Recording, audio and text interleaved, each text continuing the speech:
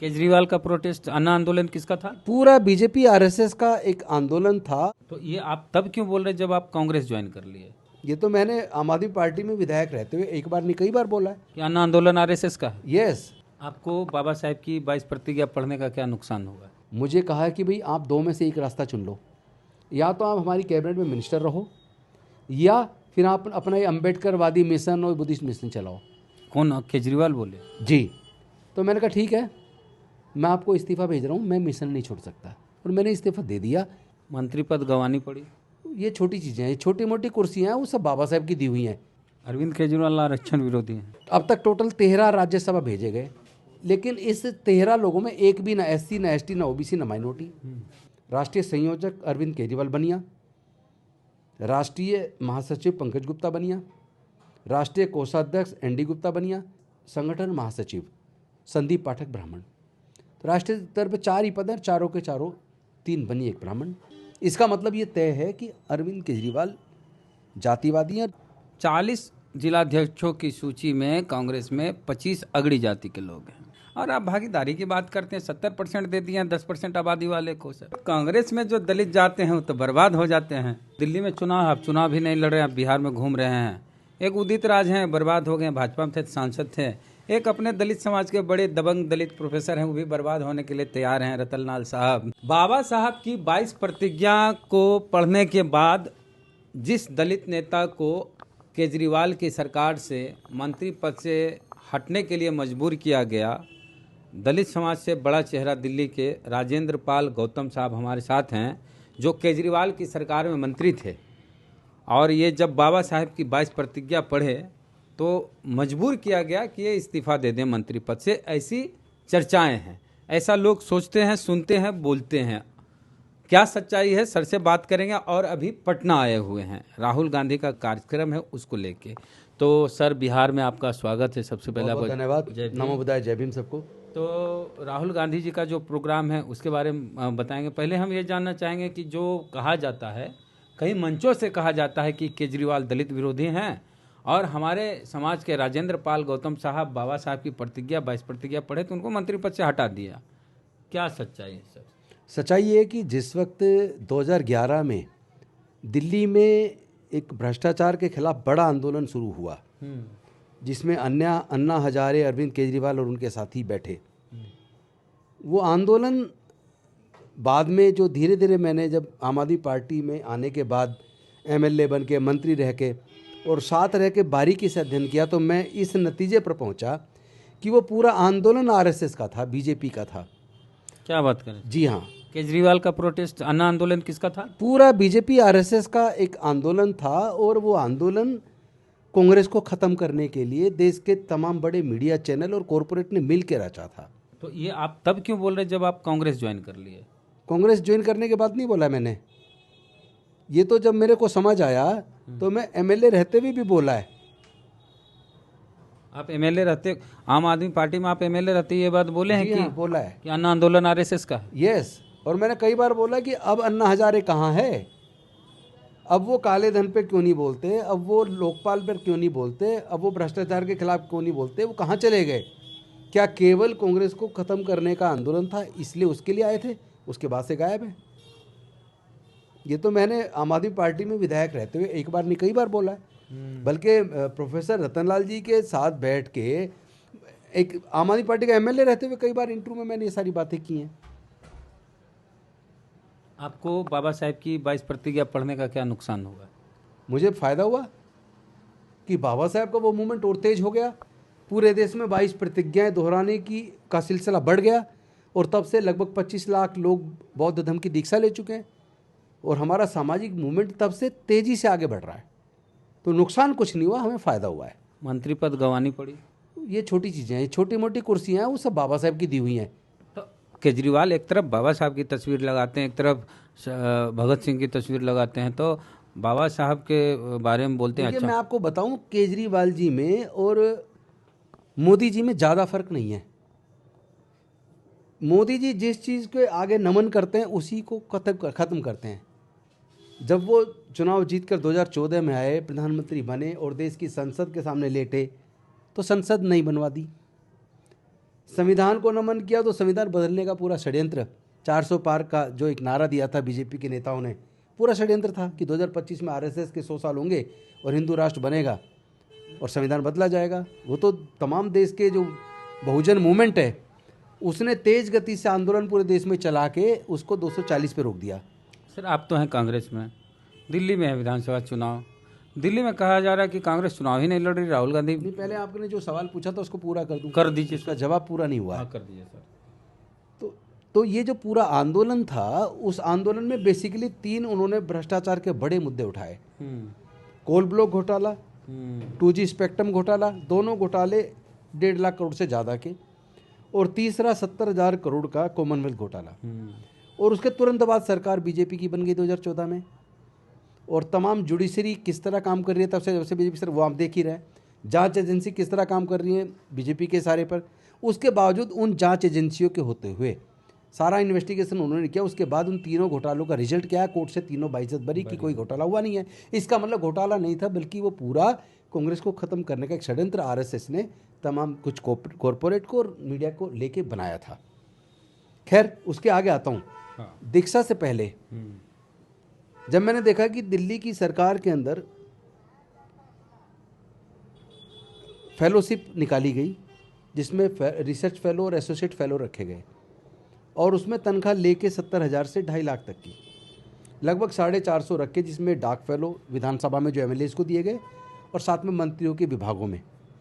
उसमें मैंने एक चिट्ठी लिख दी स्पीकर को कि भाई ये जो आप रख रहे हो डाक फेलो, रिसर्च फेलो और एसोसिएट फेलो, इसमें रिजर्वेशन क्यों नहीं है। वहाँ से जवाब आया कि ये नौकरी नहीं है। मैंने कहा कोई बात नहीं, नौकरी नहीं, तनख्वाह तो हर महीने जा रही है, पब्लिक फंड से जा रही है सरकार से, साथ में आप जो क्वालिफिकेशन रख रहे हैं वही रखिए, पर रिजर्वेशन तो दीजिए। लेकिन उन्होंने देने से इनकार कर दिया, और लास्ट में तो यहाँ तक कह दिया कि मैं क्या करूँ जब अरविंद जी नहीं है एग्री। अरविंद केजरीवाल आरक्षण विरोधी हैं। जो मैं जिस नतीजे पे पहुँचा हूँ, क्यों, उसका कारण बताता हूँ। आम आदमी पार्टी में राष्ट्रीय स्तर पे 4 पद हैं। राष्ट्रीय संयोजक अरविंद केजरीवाल बनिया, राष्ट्रीय महासचिव पंकज गुप्ता बनिया, राष्ट्रीय कोषाध्यक्ष एनडी गुप्ता बनिया, और एक चौथा पद बाद में बनाया संगठन महासचिव संदीप पाठक ब्राह्मण। तो राष्ट्रीय स्तर पे 4 ही पद हैं, चारों के चारों 3 बनी, 1 ब्राह्मण। 29 स्टेट है, 29 स्टेट के 29 प्रभारी हैं, 29 अध्यक्ष हैं, यानी 58 टोटल। उसमें SC ST OBC माइनॉरिटी को कोई रिप्रेजेंटेशन नहीं है। ये बात मैं अरविंद केजरीवाल जी के साथ मीटिंग में खुल के करता था। आप रिप्रेजेंटेशन क्यों नहीं दे रहे हो, नहीं दोगे तो फिर पार्टी कैसे आगे बढ़ेगी।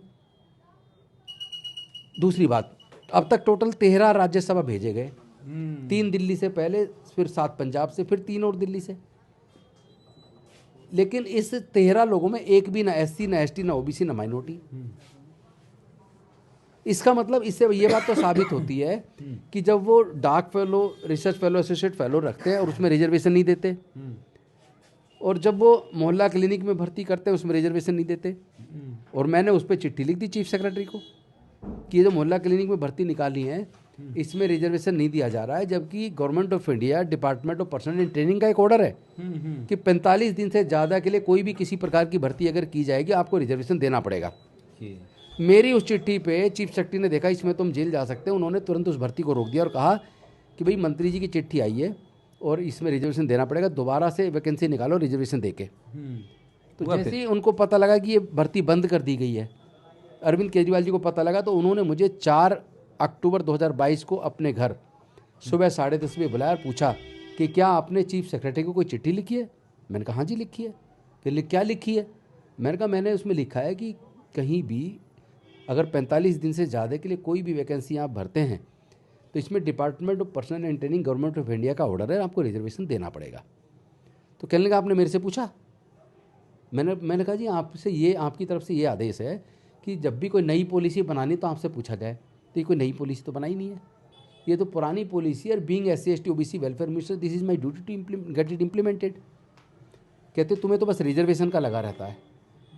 मैं तुरंत वहाँ से उठा, सीधा अंबेडकर भवन, रानी झांसी रोड, करोल बाग, जहाँ जो जगह बाबा साहब ने ली थी। चूँकि अगले दिन मेरा दीक्षा का प्रोग्राम था जिसमें 12,000 लोगों को बौद्ध धर्म की दीक्षा लेनी थी, और वो दीक्षा का प्रोग्राम हुआ और उसके 2 दिन बाद बीजेपी ने उसे मुद्दा बनाया और 9 तारीख को सुबह मुझे कहा कि भाई आप 2 में से एक रास्ता चुन लो, या तो आप हमारी कैबिनेट में मिनिस्टर रहो या फिर आप अपना ये अम्बेडकरवादी मिशन और बुद्धिस्ट मिशन चलाओ। कौन, केजरीवाल बोले? जी। तो मैंने कहा ठीक है, मैं आपको इस्तीफ़ा भेज रहा हूँ, मैं मिशन नहीं छोड़ सकता। और मैंने इस्तीफ़ा दे दिया और मैं बड़ा खुश हूँ कि मैं डॉक्टर बाबा साहेब अम्बेडकर के दिए रिजर्वेशन की वजह से यहाँ तक पहुँचा। नो डाउट अरविंद केजरीवाल जी ने मुझे मौका दिया एमएलए बनने का, मंत्री बनाया, उसके लिए मैं उनका धन्यवाद भी करता हूँ। लेकिन जब वो रिप्रेजेंटेशन अगर SC ST OBC माइनॉरिटी को देने को तैयार नहीं है तो फिर विचारधारा की सारी लड़ाई है। रिजर्वेशन अगर बाबा साहब ना देते तो क्या केजरीवाल मुझे टिकट दे देते? नहीं देते। किसी न किसी को तो रिजर्व सीट पे लड़ाना है ना, कोटे से कोई ना कोई तो मंत्री बनाना है ना। तो ठीक है, किसी को नहीं, मुझे दे दिया मौका। लेकिन अल्टीमेटली जो काम करने वाली बात है वहाँ SC ST OBC और माइनॉरिटी के जो MLAs हैं या मंत्री हैं, आप ये मान लीजिए उनको स्वच्छंदता से, जिस तरह मनीष सिसोदिया, आतिशी, सौरभ भारद्वाज, सत्येंद्र जैन, इन लोगों को काम करने का मौका मिलता है, उस तरह मौका SC ST OBC और माइनॉरिटी से अगर कोई मंत्री बनता है उसको नहीं मिलता है। इसका मतलब ये तय है कि अरविंद केजरीवाल जातिवादी हैं। जो अपनी एक तरफ डॉक्टर बाबा साहेब अम्बेडकर जी की, एक तरफ भगत सिंह जी की फोटो लगाते हैं, तो वो केवल और केवल राजनीति से प्रेरित, केवल उन्हें दलितों की वोट चाहिए। पंजाब में चुनाव था, उन्हें पता पंजाब में 36% शेड्यूल कास्ट है और काफ़ी बड़ी मात्रा में जट सिख है। तो चूंकि पंजाब के चुनाव में वोट चाहिए थी तो एक तरफ शहीद भगत सिंह लगा लिए, एक तरफ डॉक्टर बाबा साहेब अम्बेडकर लगा लिए। अच्छा। लेकिन वही बात है कि मूर्तियों पे माला और विचारों पे ताला। तो वो विचारधारा को नहीं मानते। उन्होंने अभी तक ये मैं नास्तिक क्यों हूँ वो पढ़ी नहीं होगी जो शहीद भगत सिंह जी ने लिखी है। और डॉक्टर बाबा साहेब अम्बेडकर जी की विचारधारा के एकदम आप खिलाफ काम कर रहे हैं। इसका मतलब ये है कि आप उनका फोटो लगाकर केवल उनकी वोट लेना चाहते हैं, उनको रिप्रेजेंटेशन तो देते नहीं है। क्योंकि मैंने उनको साफ कहा एक मीटिंग में जिसमें वरिष्ठ नेता जो हमारी पार्टी के 8-10 लोग बैठे हुए थे, मैंने कहा सर आप राज्यसभा में या संगठन के अंदर SC ST OBC माइनॉरिटी को रिप्रेजेंटेशन क्यों नहीं देते हैं? जब तक आप नहीं देंगे तब तक राष्ट्रीय स्तर पर पार्टी मजबूत नहीं होगी। अगर आप चाहते हैं राष्ट्रीय स्तर पर हमारी पार्टी मजबूत हो और बीजेपी के सामने मुकाबले में खड़ी हो जाए, तो आपको SC ST OBC और माइनॉरिटी को रिप्रेजेंटेशन देना पड़ेगा, उनमें से लीडरशिप को भरना पड़ेगा। तो मेरी बात को इग्नोर कर दिया। मतलब केजरीवाल आपका व्यक्तिगत हित कर रहे थे लेकिन समाज का अहित हो रहा था। यस, लेकिन एक बात हो ना, व्यक्तिगत हित लेके मैं करूंगा क्या? मैं बीड़ी, सिगरेट, शराब, बियर, विस्की, पान, तंबाकू, गुटखा कोई चीज़ टच नहीं करता हूँ, व्यभिचार नहीं करता हूँ, पंचशील पर चलने की कोशिश करता हूँ। तो फिर मुझे अपने लिए क्या चाहिए? मैं तो वकील हूँ, मेरे को किस बात की कमी थी? मैं तो वकालत में इतनी अच्छी वकालत चल रही थी। अगर केवल अपना ओवरऑल इंडिविजुअल डेवलपमेंट सोचूं तो मैं तो डेवलप था ना। मैं आया तो इसलिए था ना, समाज को न्याय दिलवाना, समाज के लोगों को हिस्सेदारी, भागीदारी दिलवानी है। अगर मैं वो वहाँ नहीं दिलवा सकता तो फिर मंत्री बन के क्या अचार डालना है? कुर्सी का क्या करना है फिर? अगर कोई कुर्सी आपके पैरों में जंजीरें बन जाए, बाधा बन जाए और आप समाज के मुद्दे ना उठा पाए, उनकी आवाज़ को ना लड़ पाए, आज के दौर में सर करना क्या है फिर? आज के दौर में सर नेता, मंत्री, विधायक बनने के लिए लोग हनुमान बन जाते हैं दलित समाज के लोग। मुझे आप एक सवाल का जवाब दीजिए। आप बन भी गए, उससे क्या फर्क पड़ जाएगा? समाज को क्या मिला उससे? आपको मिलेगा, हनुमान जी को। अरे व्यक्ति लेके करेगा क्या? कितने साल जी लेगा? 70 साल, 80 साल, उसके बाद तो मरना ही है ना। तो मरना तो मोदी जी को भी है, राजेंद्र गौतम को भी है। लेकिन अगर हम समाज को कुछ दे के जाएंगे, समाज के हक और अधिकार की लड़ाई को लड़ेंगे, तो हमारे मरने के बाद भी लोग कम से कम ये कह के याद तो करेंगे वो आदमी समाज के लिए लड़ता था। मत कहे समाज ना भी कहे, समाज को कुछ तो हक मिलेगा ना। मत कहे, भूल जाए। तो हमें नाम भी ना ले हमारा, पर समाज को अगर हम कुछ अधिकार दिलवा पाते हैं, कम से कम हमें खुद को तो सेल्फ सेटिस्फेक्शन होगा ना, आत्मसंतुष्टि तो होगी ना। अच्छा सर, आप कांग्रेस ज्वाइन कर लिए, तो कांग्रेस में तो जो जो दलित नेता आते हैं बर्बाद हो जाते हैं। और दिल्ली में आप चुनाव भी नहीं लड़ रहे, आप बिहार में घूम रहे हैं। एक उदित राज हैं, बर्बाद हो गए, भाजपा में थे, सांसद थे। एक अपने दलित समाज के बड़े दबंग दलित प्रोफेसर हैं, वो भी बर्बाद होने के लिए तैयार हैं, रतनलाल साहब। तो कांग्रेस में जो दलित जाते हैं वो तो बर्बाद हो जाते हैं। देखिए, जिस बात को लेके हमारे बहुजन महापुरुषों ने अपने पूरे जीवन में संघर्ष किया, चाहे वो कर्पूरी ठाकुर हो, चाहे रामस्वरूप वर्मा हो, जगदेव बाबू कुशवाहा हो, ललित सिंह यादव हो, मान्यवर कांसीराम साहब हो, और उससे पहले ज्योतिबा फूले, साहू महाराज, डॉक्टर बाबा साहेब अम्बेडकर, पेरियार, उन सबके जो मुद्दे थे, जिन मुद्दों को लेकर उन्होंने संघर्ष किया, आज उन मुद्दों को लेकर हमारी अपनी बहुजन समाज की पार्टियां वो तो कहीं ना कहीं उन मुद्दों पे कॉम्प्रोमाइज दिखती हैं उनके आचरण से। तो उस पे अगर कोई ईमानदारी से अगर कोई आज लड़ रहा है और बोल रहा है संसद के अंदर भी और संसद के बाहर भी, पहली बार संसद में किसी ने अपने बहस के अंदर कहा है कि मनुस्मृति से नहीं देश संविधान से चलेगा, जिसकी जितनी संख्या उसको उतना हक मिलना चाहिए, सोशियो इकोनॉमिक सर्वे होना चाहिए, ये 50% की जो दीवार है इसको हमें तोड़ना है हर हालत में। तो अगर कोई आदमी उस बात को कह रहा है जो हमारे महापुरुष करते थे, तो क्या हम ये देखें कि हमारी जाति का आदमी कहेगा तो ही उसके साथ खड़े होंगे हम? नहीं, अब हम आपको एक ताज़ा उदाहरण बिहार आए हैं। अब बिहार की चर्चा नहीं करें, कांग्रेस की तो बात अधूरी रह जाएगी, चूंकि आप बोले भागीदारी, हिस्सेदारी। ये 40 गो की सूची है जिला अध्यक्षों की। 40 इसलिए हो गया, पटना पूर्वी पश्चिमी ऐसे कर करके 38 जिला ही हैं, लेकिन 40 की संख्या पहुंच गई है। पश्चिमी होता है ना, ग्रामीण, दरभंगा ग्रामीण, ऐसे कर करके 2-3 बढ़ गए उसमें। तो इन 40 में से सर 40 जिलाध्यक्षों की सूची में कांग्रेस में 25 अगड़ी जाति के लोग हैं। देखिए, अगर पहले जरा सा अभी लेटेस्ट 11 भूमिहार, राजपूत 5, ब्राह्मण 8 और 1 कायस्थ, और यादव 4, मुस्लिम 5, पासवान, दलित, रविदास मिला के 4 गो मात्र। तो अति पिछड़ा 36% आबादी एक भी नहीं है इसमें। तो ये बताइए कि 40 में 25 अगड़ी जात के लिए आप कांग्रेस दे दिया है, और आप भागीदारी की बात करते हैं 70% दे दिए हैं 10% आबादी वाले को। सर बिहार अभी है ये लिस्ट अपने, अभी कांग्रेस अपने ट्रांसफॉर्मेशन के दौर से गुजर रही है। हाँ, आने वाले 6 महीने के अंदर आपको कांग्रेस के अंदर बहुत बड़ा बदलाव नजर आएगा, जिसमें जनसंख्या के हिसाब से रिप्रेजेंटेशन भी नजर आएगा। बिहार में प्रभारी हैं ब्राह्मण और प्रदेश अध्यक्ष हैं भूमिहार, जो तो दोनों अगड़ी जात का अभी तक है। मैं उसकी बात नहीं कर रहा हूँ, मैं कह रहा हूँ कि कांग्रेस ट्रांसफॉर्मेशन के दौर से गुजर रही है। और कांग्रेस ने सामाजिक न्याय के मुद्दे को की अहमियत को समझा और उस पर काम करना शुरू किया, जिसके परिणाम आने वाले 6 महीने में आपको दिखाई देंगे। पूरे देश के अंदर बदलाव हो जाएगा। पूरे देश के अंदर आपको बहुत बड़े लेवल पर सामाजिक न्याय विद इन कांग्रेस भी आपको इम्प्लीमेंट होता नजर आएगा। अच्छा सर, आप चूंकि दिल्ली से हैं, दिल्ली को करीब से मंत्री रहे हैं, दिल्ली में नीतीश कुमार जी को भी एक सीट मिली है एनडीए में, और चिराग पासवान जी को भी एक सीट मिली है। तो चिराग पासवान जिस उम्मीदवार को टिकट वहाँ से दिए हैं, वो दीपक तन्वर नाम है उनका नाम, और वो भाजपा में ही थे, बस टिकट लेने के लिए चिराग पासवान की पार्टी में आए। देखिए, वहाँ बीजेपी से जो कोटे से जो टिकट होती है ना, कभी समझौते के तहत दिल्ली के चुनाव में, वो बीजेपी के ही लोगों को टिकट मिलता है। नाम को उसमें चिराग पासवान की पार्टी से या जेडीयू से, नाम को जेडीयू और या फिर एलजेपी होता है, कैंडिडेट वो बीजेपी का ही होता है। कैंडिडेट बीजेपी का चुनाव चिन्ह, इसलिए मैं कह सकता हूँ जिस वक्त मैंने चुनाव लड़ा 2020 वाला सीमापुरी से, 2015 में मैं जीता लगभग 49,000 वोट से, और 2020 में मैं जीता 56,108 वोट से। तो 2020 में मेरे खिलाफ जो चुनाव लड़े वो उससे पहले आम आदमी पार्टी में थे, और